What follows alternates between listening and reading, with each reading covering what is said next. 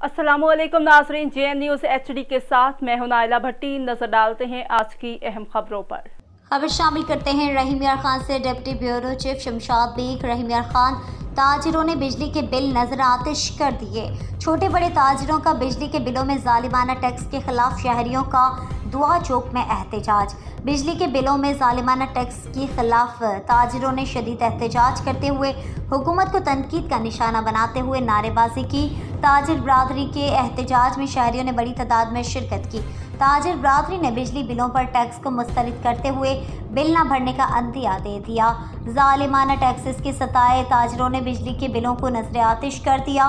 ताजिर बरादरी का कहना था कि हुकूमत से बिजली बिलों में जालिमाना टैक्स वापस लेने का मुतालबा किया है। छोटे दुकानदार पहले ही महंगाई की चक्की में पिस रहे हैं, सारा दिन मेहनत करके अब मुश्किल गुजारा होता है। ताजिर बरादरी दुकानदारों का कहना था कि इजाफी टैक्स वापस ना लिया गया तो एहतजाज का दायरा वसी करेंगे।